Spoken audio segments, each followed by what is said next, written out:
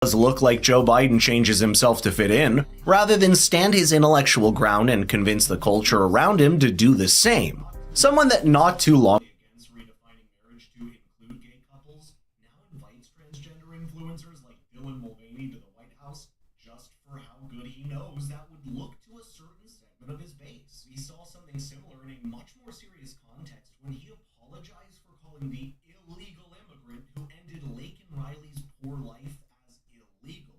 Just take a look for yourself. During your response to her heckling of you, you used the word illegal when talking about the man who allegedly killed Laken Riley. The undocumented version. I shouldn't have used illegal. It's undocumented. And look, when I spoke about the difference between Trump and me, one of the things I talked about on the border was that he's the way he talks about vermin, the way he talks about these people polluting the blood. I talked about what I'm not going to do, what I won't do. I'm not going to treat any of these people with disrespect. Look, they built the country. The reason our economy is growing. We have to control the border and more orderly flow, but I don't share his view at all. So you regret using that word? Yes. Can you really blame people for being confused on whether it's truly his own thoughts he has instead of plucking from the culture whatever he believes would look good on his resume? Joe Biden and Donald Trump are both very different characters, and that is something that we can talk about all day. But perhaps these clips reveal at least one trait that makes Biden and Trump viewed very differently by the American voter base.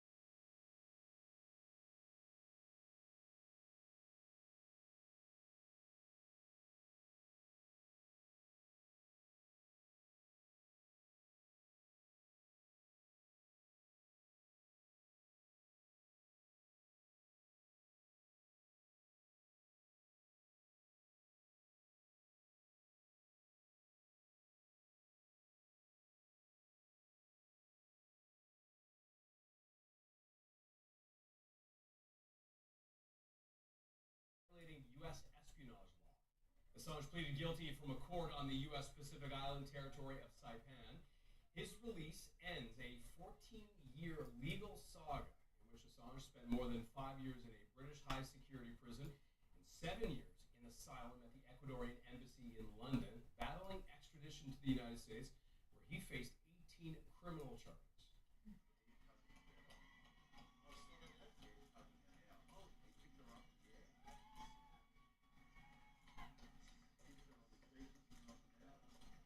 It took millions of people. It took people working behind the scenes, people protesting on the streets for days and weeks and months and years.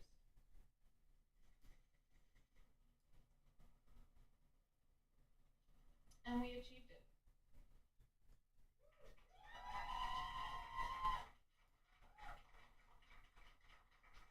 Julian wanted me to sincerely thank everyone. He wanted to be you have to understand what he's been through. He needs time. He needs to recuperate.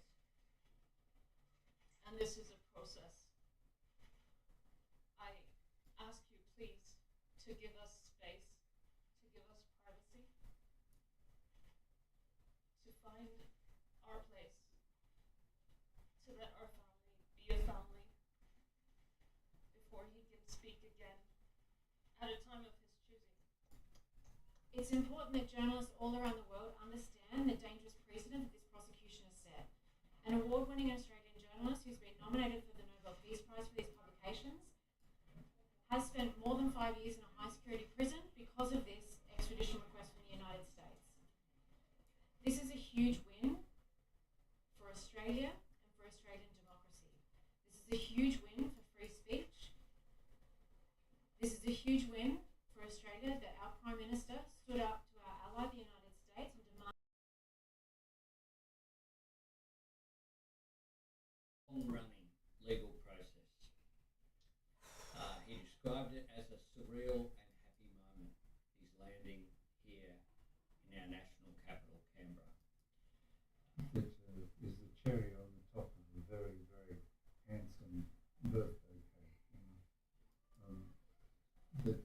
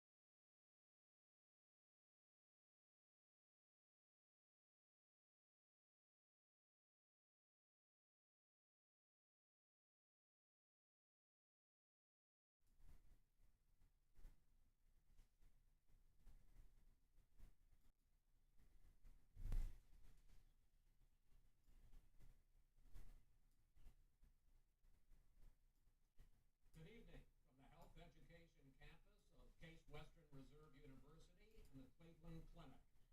I'm Chris Wallace of Fox News, and I welcome you to the first of the 2020 presidential debates between President Donald J. Trump and former Vice President Joe Biden. This debate is sponsored by the Commission on Presidential Debates. The Commission has designed the format, 6 roughly 15-minute segments, with 2-minute answers from each candidate to the first question, then open discussion for the rest of each segment. Both campaigns have agreed to these rules. For the record, I decided the topics and the questions in each topic. I can assure you, none of the questions has been shared with the Commission or the 2 candidates. This debate is being conducted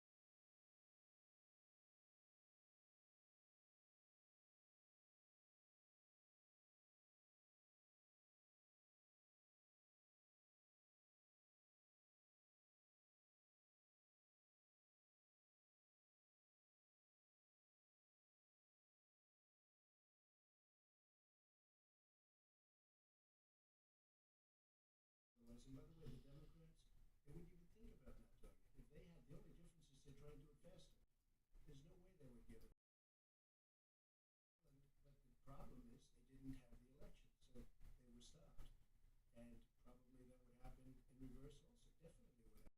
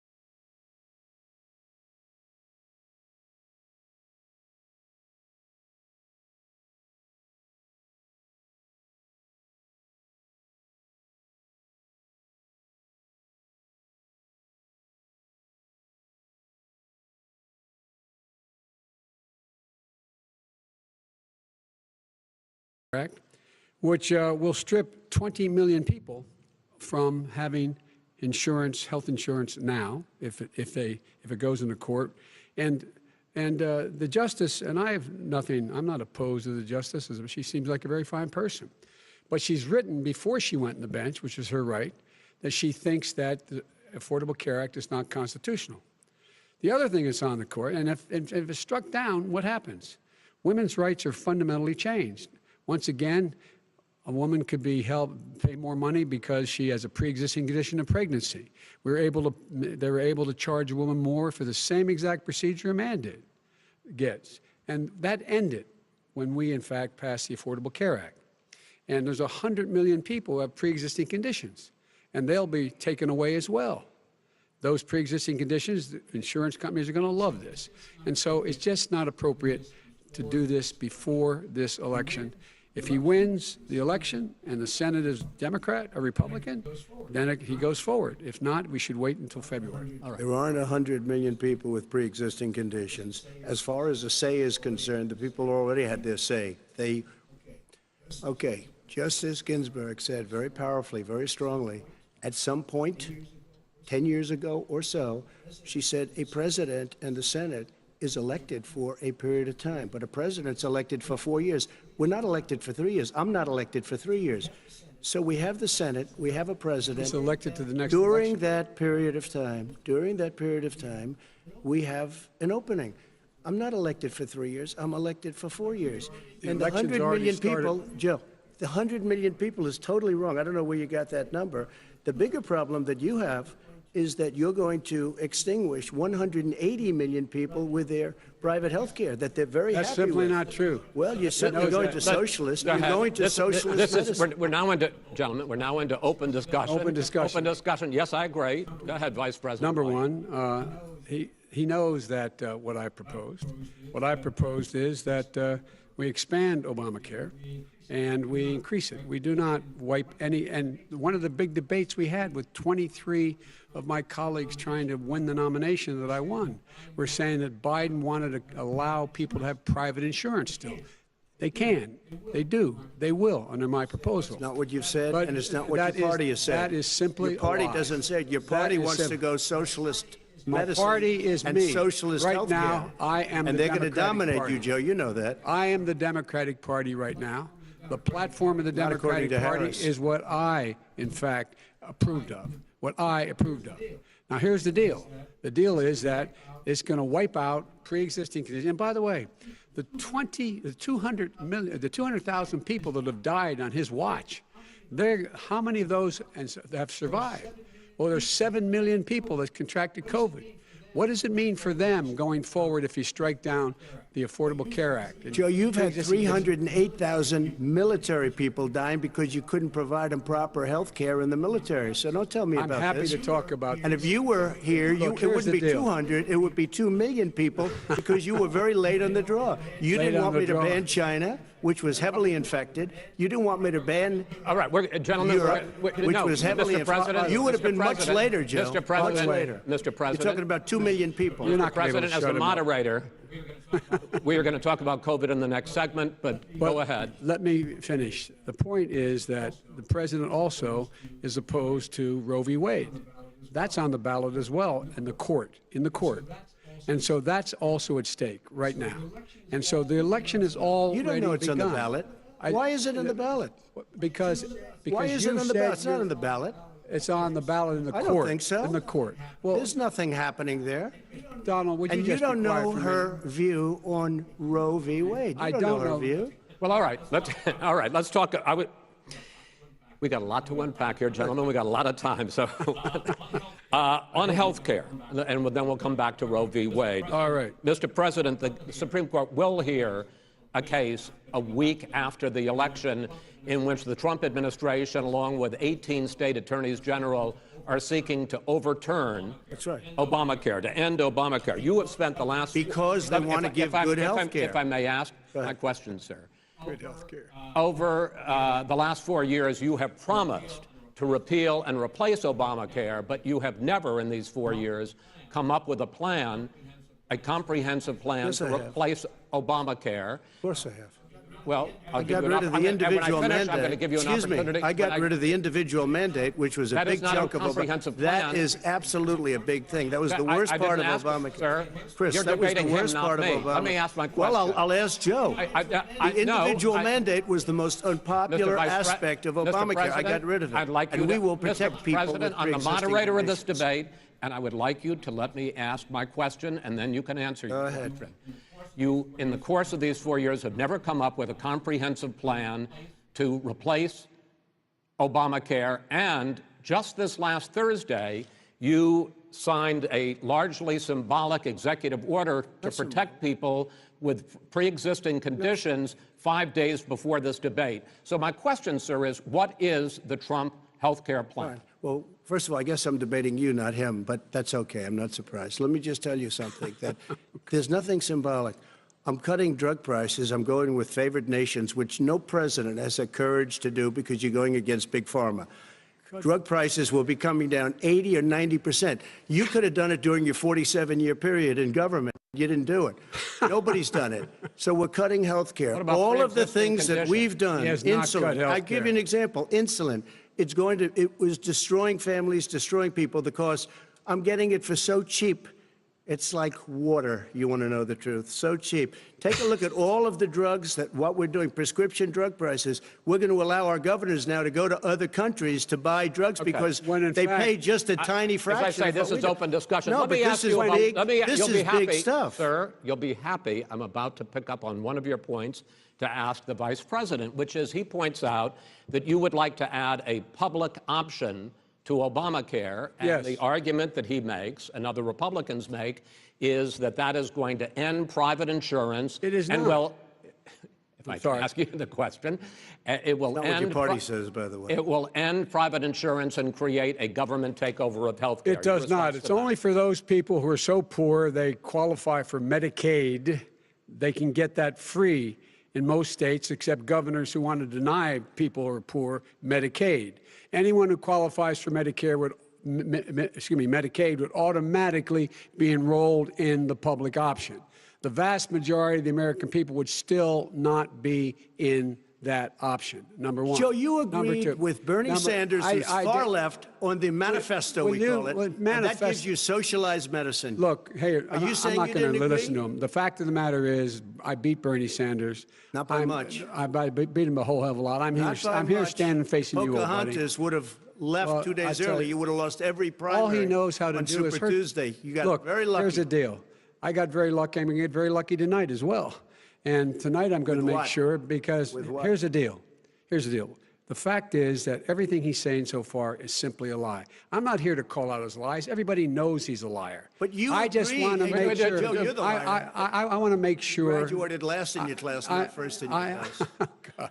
I want to make Mr. sure. President, can you let him finish, sir? No, he doesn't know how to do that. He has, You'd be surprised. You picked You'd be surprised. the Go ahead, wrong Joe. guy, Go, the go, wrong Joe, night at go. the wrong time. Listen, you agreed with Here's the Bernie deal. Sanders to the The manifesto. whole idea. let him- disavowing. There is no manifesto, number Please one. let him speak, Mr. Number President. two. You just lost the left. Number two.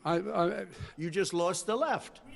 You agreed with Bernie Sanders on a plan Folks, that's absolutely folks, agreed do you have to, any and under that idea plan, what you have this clown's socialized, doing? They call it Mr. Medicare. You have any President. do? Socialized medicine. Mr. Well, I'll President. tell you what, he is not for any help for people needing health care. Because he, in fact, already has cost 10 million people their health care that they had from their employers because of his recession. Number one. Number two, there are 20 million people getting health care through Obamacare now that he wants to take it away. He won't ever look you in the eye and say that's what he wants to do. Take it away. No, I want to give them better health care at a much lower price because and by Obamacare the way, he doesn't is know no how. good. He doesn't know how I've to do already that. fixed it. He has never I've offered already a fixed plan. it to an extent. He has never Obamacare, done a as you single might thing. know, but probably don't. Gentlemen, you realize if you're both speaking at the same time, and it's too expensive. let the president. Go ahead, sir. Obamacare is no good. We made it better, and I had a choice to make very early on. We took away the individual mandate. We guarantee pre-existing conditions, but took away the individual mandate. Listen, this is the way it is, and that destroyed. That they shouldn't even call it Obamacare. Then I had a choice to make. Do I let my people run it really well or badly? If I run it badly, they'll probably blame him, but they'll blame me. But more importantly, I want to help people, okay? I said, you got to run it so well. And I just had a meeting with them. They said, the problem is no matter how well you run Obamacare, it's a disaster. It's too expensive, premiums are too high, and it doesn't work. So we do want to get rid of it. Chris, we want to get rid of it. I understand it, sir, but I have to give you roughly equal time. Please let the vice president talk. Good. He has no plan for health care. Of course we do. He sends out wishful thinking. He has executive orders that have no power. He hasn't lowered drug costs for anybody. He's been promising a health care plan since he got elected. He has none, like almost everything else he talks about. He does not have a plan. He doesn't have a plan. And the fact is, this man doesn't know what he's talking about. All right. He's I have one final question for you, Sure. Mr. Vice President. If Senate Republicans, we were talking originally about the Supreme Court here, if Senate Republicans go ahead and confirm Justice Barrett, there has been talk about ending the filibuster or even packing the court, adding to the 9 justices there. You call this a distraction by the president, but in fact it wasn't brought up by the president. It was brought up by some of your Democratic colleagues in the Congress. So my question to you is, you have refused in the past to talk about it. Are you willing to tell the American people tonight whether or not you will support either ending the filibuster or packing the court? Whatever position I take on that, that'll become the issue. The issue is the American people should speak. You should go out and vote. You're in voting now. Vote and let your senators know how strongly you feel. Vote now. Are you gonna pack the Make court? sure you, in fact, let people know He doesn't want you're to answer the senators. question. I'm not going to answer the question Why because wouldn't you answer that because question? the question You wanna put a lot is of the new question Supreme Court is justices, the radical question. left. Will you Who shut is up, on, man? Listen, who is on your list, Joe? This Who's is on your so list? Right, gentlemen, I think This we've is ended so this. He's going to pack the court. We have I'm not going to give a list. We have ended this segment. We're going to move on to the second segment. That was really a productive segment, wasn't it? Keep yapping, man. The people understand, Joe. They sure do. 47 years you've done nothing. They understand. All right. The second subject is COVID-19, which is an awfully serious subject, so let's try to be serious about it. We have had more than 7 million cases of coronavirus in the United States, and more than 200,000 people have died. Even after we produce a vaccine, experts say that it could be months or even years before we come back to anything approaching normal. My question for both of you is, based on what you have said and done so far and what you have said you would do starting in 2021, why should the American people trust you more than your opponent to deal with this public health crisis going forward? In this case, the question goes to you first, sir. 2 minutes uninterrupted. Good luck. 200,000 dead. As you said, over 7 million infected in the United States. We, in fact, have 5%, 4% of the world's population, 20% of the deaths. 40,000 people a day are contracting COVID. In addition to that, about between 750 and 1,000 people a day are dying. When he was presented with that number, he said, it is what it is. Well, it is what it is because you are who you are. That's why it is. The president has no plan. He hasn't laid out anything. He knew all the way back in February how serious this crisis was. He knew it was a deadly disease. What did he do? He's on tape as acknowledging he knew it. He said he didn't tell us or give people a warning of it because he didn't want to panic the American people. You don't panic. He panicked. In addition to that, what did he do? He went in and we were insisting that the Chinese, the people we had on the ground in China should be able to go to Wuhan and determine for themselves how dangerous this was. He did not even ask Xi to do that. He told us what a great job Xi was doing. He said we owe him a debt of gratitude for being so transparent with us. And what did he do then? He then did nothing. He waited and waited and waited. He still doesn't have a plan. I laid out back in March exactly what we should be doing. And I laid out again in July what we should be doing. We should be providing all the protective gear possible. We should be providing the money the House has passed in order to be able to go out and get people the help they need to keep their businesses open schools. It costs a lot of money. You should get out of your bunker and get out of the sand trap and get in your golf course and go in the Oval Office and bring together the Democrats and Republicans and fund what needs to be done now to save lives. So if we would have listened to you. You have 2 minutes, sir. If we would have listened to you, the country would have been left wide open. Millions of people would have died, not 200,000, and one person is too much. It's China's fault. It should have never happened. They stopped it from going in, but it was China's fault. And by the way, when you talk about numbers, you don't know how many people died in China. You don't know how many people died in Russia. You don't know how many people died in India. They don't exactly give you a straight count, just so you understand. But if you look at what we've done, I closed it, and you said he's xenophobic. He's a racist, and he's xenophobic because you didn't think I should have closed our country. Wait a minute. It says 2 minutes. You didn't think we should have closed our country because you thought it was terrible. You wouldn't have closed it for another 2 months. By my doing it early, in fact, Dr. Fauci said, President Trump saved thousands of lives. Many of your Democrat governors said, President Trump did a phenomenal job. We worked with the governor. Oh, really? Go take a look. The governors said I did a phenomenal job. Most of them said that. In fact, people that would not be necessarily on my side said that. President Trump did a phenomenal job. We did. We got the gowns. We got the masks. We made the ventilators. You wouldn't have made ventilators. And now we're weeks away from a vaccine. We're doing therapeutics already. Fewer people are dying when they get sick. Far fewer people are dying. We've done a great job. The only thing I haven't done a good job, and that's because of the fake news. No matter what you say to them, they give you bad press on it. It's just fake news. They give you good press. They give me bad press because that's the way it is, unfortunately. But let me just tell you something. I don't care. I've gotten used to it. But I'll tell you, Joe, you could never have done the job that we did. You don't have it in your blood. You could have never done that job. I know how to do the job. I know how to get the job Well, you didn't do very well in swine flu. H1N1, you were a disaster. Your own chief of staff said you were a disaster. 14,000 people died, not 200,000. There was no economic recession. Sir, you made a There was no recession. You made a point. Let him answer it. And there was no one. We didn't shut down the economy. This is his economy he's shut down. The reason it's shut down is because, look, you folks at home, how many of you got up this morning and had an empty chair at the kitchen table because someone died of COVID?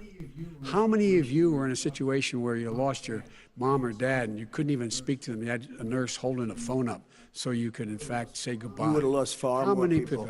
Far more people. And you would have been. And by the way, his own CDC director says we could lose as many as another 200,000 people between now and the end of the year. And he held up. He said, if we just wear a mask, we can save half those numbers. Just a mask. And by the way, in terms of the whole, that's why I'm going to eliminate the Trump tax enforced. But look, the vast majority of police officers are good, decent. He has no law enforcement. That's not support. true. Almost their forest. They manage their forest. I was with the head of a major country. It's a forest city. He said, sir, we have trees that are far more, they ignite much easier than California. There shouldn't be that problem. I spoke with the governor about it. I'm getting along very well with the governor. But I said, at some point, you can't every year have hundreds of thousands of acres of land just burned to the ground. That's burning down because of a lack of management. But, sir, if you believe in the science of climate change, why have you rolled back the Obama Clean Power Plan, which limited carbon emissions in power plants? Why have you relaxed? Because it was driving energy prices through the sky. Why have you relaxed fuel economy standards that are going to create more pollution from cars Well, and not trucks? really, because what's happening is the car is much less expensive and it's a much safer. Hey folks, welcome to the Dark Horse Podcast. I have the delight of sitting with a man who needs no introduction whatsoever. This is, of course, Russell Brand, who has loaned us a space in which to film this discussion. Russell, welcome to Dark Horse. Oh, thank you so much for having me on your podcast in my home. Yes, well, I'm really glad you could make the time, and I know you've got a tight schedule today. Prior to this, Brazilian Jiu-Jitsu. After this, I assume making content for my show. That would be my assumption. Right. Well, you never know. Somebody is, of course, in charge of these things for those of us who can't keep track of them ourselves. Well, why don't we start at the obvious place? Yes. It's not the reason for this discussion. I happen to be in the UK for other reasons, but I'm here in the immediate aftermath of, fair to say, your having found God. Well, if it was going to be absolutely literal, it's being baptized and becoming a Christian. And do you know what I think is interesting? Because what I felt generally is incredibly embraced. And then I thought, this is one of those things that if the establishment could stop you doing it, they would stop you doing it. If it was possible to forbid it, you're not allowed to do that. You're not allowed to do that. When I think of the detractors and the forces of enmity and what seem to be relatively cohesive forces of attack, condemnation. Convenience of the idiom, but what it has felt like is a gradual and then extraordinarily sudden acceptance that what I have been looking for does have a clear lineage and path and liturgy and hermeneutics and practices, principles. It's sort of kind of astonishing. Well, that's a little unfortunate, because if you had found him, I was going to ask you to get him a message. Yeah. It sort of seems we need his help down here, and... the two things are not unrelated, Brett. Yeah.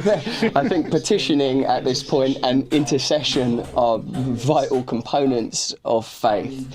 And indeed, the aspect of Christianity in particular that is not institutional, and I recognise much of it is, and one of the things that's been very encouraging is to hear people within Christian institutions speaking very openly and candidly about the obvious failings that anyone could list of various institutions within the church.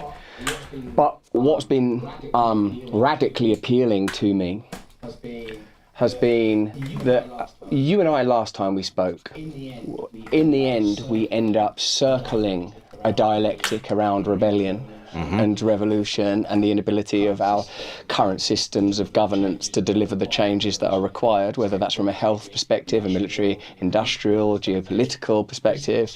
It's sort of sometimes exhausting, isn't it, to speak to someone within Congress, even if they're a relatively radical individual within it. You think, wow, God, this is going to take ages. Although they can tack a TikTok ban on pretty quick when they need to. Yeah, well, this brings us back to your original point, though. There is this odd antipathy of those who, I don't know if they